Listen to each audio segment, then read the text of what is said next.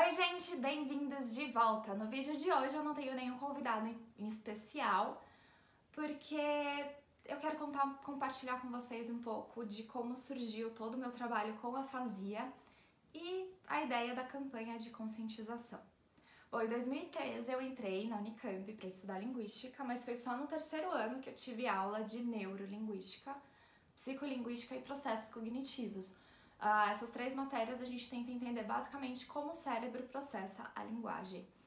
E foi o que me ganhou, porque biologia sempre foi uma das minhas paixões e a linguística também, então poder juntar os dois pra mim foi demais. Naquela época eu comecei a trabalhar com CCA nas sextas-feiras, então desde 2015 eu trabalho com CCA.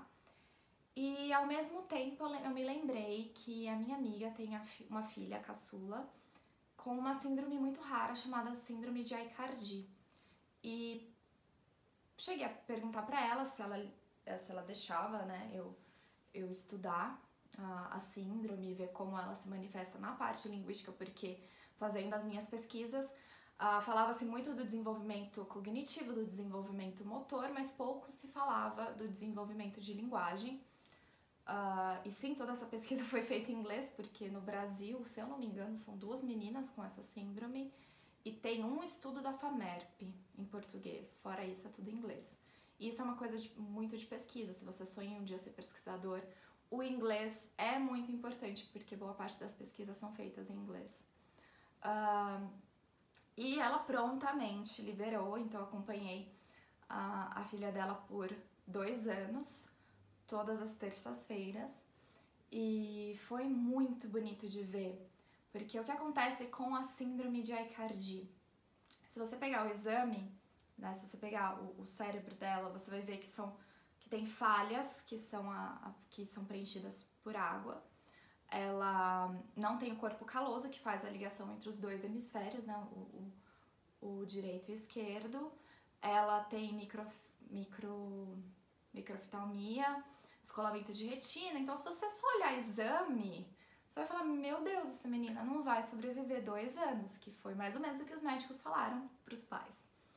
Mas, fazendo um acompanhamento semanal, a gente pôde perceber que o desenvolvimento dela acontecia de maneira igual a uma criança sem síndrome. Claro, no tempo dela, enquanto uma criança em 1 ano já desenvolve muito, ela demora 3, 4. Outro dia mesmo eu vi um vídeo ela chutando uma bola de futebol. Então, parece, e ela já tá com 7 anos, então parece que, nossa, mas é um ganho, sabe? Uma coisa que não era da perspectiva da síndrome ela fazer isso, e ela tá descobrindo o mundo, ela está conquistando o seu espaço. Então isso é algo muito bonito de ver e eu tive a honra de acompanhar de perto. E o que eu mais aprendi durante esse tempo de pesquisa na síndrome é que às vezes a gente precisa parar e olhar para as coisas de uma nova perspectiva, como ela fazia. Ela não sabe como é ser como a gente, porque ela já nasceu assim. E há coisas que pra gente no dia a dia são corriqueiras, são banais. Pra ela tinha uma certa dificuldade. E ela nos ensinava como olhar isso de uma outra perspectiva, como passar pelos problemas, como enfrentar desafios de uma maneira que muitas vezes a gente nunca percebeu. Então foi uma fase de muito crescimento pra mim. E eu continuo acompanhando agora um pouquinho mais de longe, mas é a coisa mais linda você ver todas essas barreiras caindo e ela se desenvolvendo. Então, durante meu 3º e 4º ano eu trabalhei nessa pesquisa com uma criança e ao mesmo tempo no CCA com um sujeito afásico. Como vocês já viram no vídeo sobre o CCA é o Centro de Convivência de Afásicos. Então ali tem as mais diversas afasias. Então lembrando que não existe só um tipo, afasia a gente não fala, fulano é afásico, vai ser sempre assim.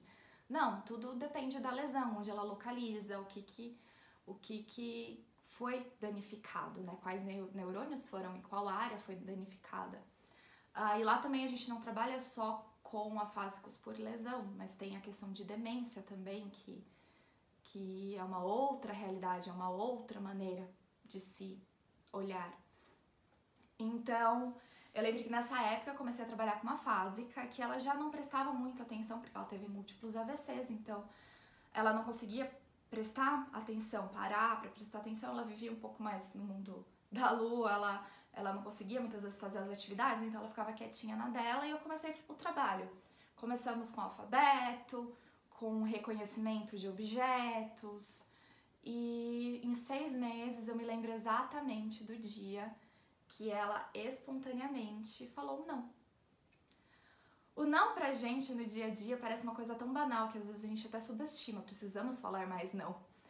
Mas no caso dela, ela poder expressar o sentimento no sentido de eu falei alguma coisa e não era o que ela estava pensando, e ela poder simplesmente falar não espontaneamente, pra falar não é isso que você tá pensando, é outra coisa.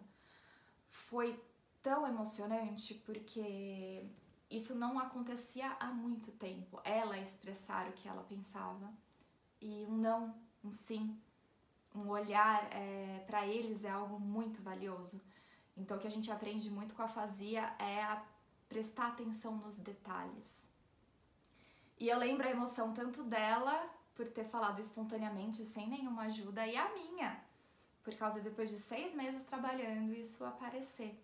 E hoje ela participa de todas as atividades, ela já consegue escrever o próprio nome. Então eu percebi que aquele não foi um divisor de águas. Para ela foi o momento que ela percebeu que ela conseguiria mais. E aí o trabalho continua. Mas para ela, psicologicamente, foi muito importante entender que dava, que aquilo não era o fim. Então, basicamente, esse foi o meu trabalho naquela época. Hoje, de volta pro CCA, a gente tá continuando trabalhando, eu tô trazendo uma afásica de carona pra casa, que ela também mora em Indaiatuba, e no carro a gente conversa muito sobre a vida. Então você vai falar, nossa, mas vocês conseguem? Claro que a gente conversa. É o que eu falei, a gente só precisa prestar atenção nos detalhes, a pessoa vai conseguir te mostrar de uma outra maneira o que ela quer dizer. Às vezes dá um pouco de trabalho, mas é muito emocionante ver quando a sensação deles, a emoção deles quando você entende o que eles estavam querendo passar. Então essa troca é muito, muito boa. E a gente conversando, eu percebi que uma das dores é porque muitos vivem isolados. Então no CCA é o momento que eles têm de interação tanto com outros sujeitos afásicos como sujeitos não afásicos. Mas no dia a dia, muitas vezes essa interação não acontece, eles ficam em casa. Então isso é muito dolorido e coisas que no dia a dia a gente não percebe, como vai oferecer um bolo para eles e a família, sem perceber, no cuidado, às vezes passa por cima e responde por eles. Foi aí que surgiu a ideia do não fale por eles, mas fale com eles. Eles ainda são pessoas com sentimentos, com opiniões. Eles podem não se expressar de uma maneira falada do jeito que a gente espera, mas as formas são tantas para eles conseguirem, é só a gente parar e prestar atenção. Então foi aí que eu falei para ela que eu estava sentindo essa necessidade de falar mais sobre isso, de compartilhar tudo que a gente já aprendeu junto, e que eu me doía ver a dor deles, de não poder no dia a dia fazer coisas básicas, coisas habituais. E quando eu falei até o nome da campanha, né, que era Não Fale por Eles, mas Fale com Eles, ela chorava, mas eu via que era um choro de alívio, que alguém estava entendendo todo o sentimento que desde o acidente ela tinha guardado. Então, isso é muito importante. Eu não tenho nenhum sujeito afásico na minha família, na minha convivência, mas eu tomei as dores de todos os que eu trabalho e eu sinto muito, muito por eles. E é por isso que eu estou aqui. Eu posso passar essa mensagem, mas não é porque eu quero, mas é porque eu sinto que eles querem. A gente precisa contar esse outro lado, que muitas vezes é desconhecido. Eu converso no meu dia a dia e me perguntam o que eu faço. Linguística já quase ninguém conhece. Aí quando eu falo de afasia, apraxia menos ainda. Então é um assunto que surgiu, que a campanha, de primeira, não seria uma campanha de conscientização, seria o trabalho com os afásicos, Mas com essa convivência a gente percebeu que seria muito importante contar sobre isso. Eu tenho acesso a muita gente desse assunto, então foi aí que surgiu a campanha, pra gente falar mais sobre isso abertamente, trocar experiências. Pais, famílias, sintam-se à vontade para fazer daqui um ambiente de troca. Então a ideia é que vocês me ajudem a compartilhar esses vídeos pra gente poder mandar para mais pessoas conhecerem o assunto, e porque não é só, muitas pessoas pensam que só vou virar fásico se eu ficar velho. Não, a gente trabalha com afásico de 20 e poucos anos porque sofreu um acidente de moto e teve uma lesão e virou sujeito afásico. Então é uma mudança de vida, é algo muito drástico, tanto para eles quanto para a família. A família inteira precisa se reestruturar para entender e para ajudar da melhor maneira. Então, não é algo fácil, não é algo que de um dia para o outro você tá feliz. São várias questões psicológicas, são várias... É médico, é fisioterapeuta, é fono, é uma estrutura muito grande. Mas o que a gente puder fazer para ajudá-los, nem que seja só contar pro outro que isso existe, isso já é uma maneira maravilhosa de ajudar. E a apraxia de fala na infância segue a mesma lógica. Mães sofrem porque muitas vezes na escola ninguém entende. E geralmente o diagnóstico já é muito difícil, como a gente viu no vídeo com a Adriana e com a Lê, que ele demorou 3 anos para ter o diagnóstico. Então, nesse meio tempo, o que acontece? A vida continua, a criança continua se desenvolvendo. E começa a vida escolar, todos os desafios envolvendo a escola, a interação com os coleguinhas. Então, é uma coisa que a família inteira sofre e falta um pouco mesmo, falta conhecimento, falta divulgação. Então também foi nisso que surgiu, conversando com a Adriana, antes mesmo de surgir a campanha, ela falava, não, a gente precisa fazer uma maneira para as outras pessoas entenderem que ele não é que ele vive no mundo da lua, ele entende tudo e ele sofre muito por isso. Porque ele percebe que as pessoas estão afastando, ele percebe que estão zoando dele, ele percebe tudo. Então, quanto mais a gente puder falar disso para as pessoas entenderem que é um problema fonológico, que não é que também a mãe está negligenciando a criança, não, ela corre atrás. O Ale faz fono, ele faz de tudo que puder ajudar. Mas, às vezes, é esse conhecimento do dia a dia, então é essa paciência para parar e prestar atenção. Tanto a criança com apraxia quanto o afásico precisam. Então a campanha surgiu exatamente disso, de contar para os outros de como tudo isso acontece. E se a gente for pensar, a linguagem é algo que no dia a dia você pensa para falar, você pensa em...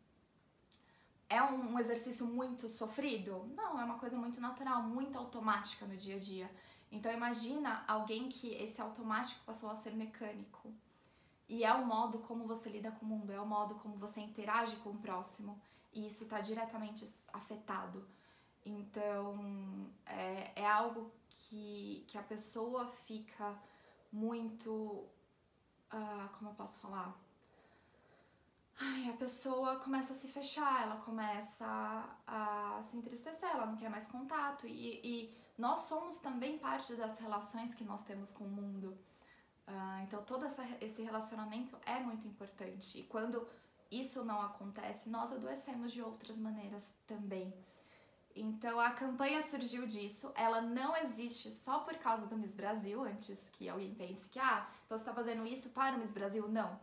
Como eu já contei, é algo que começou lá em 2015, nós vimos a necessidade de contar um pouco mais, de compartilhar esse dia a dia. E nós já temos a fase 2 e a fase 3, mas claro, isso só vai acontecer depois do concurso. E precisamos deixar isso mais conhecido, então eu conto com a ajuda de vocês para compartilhar, para trocar experiência, para trocar dor. Aqui é um ambiente aberto para isso. E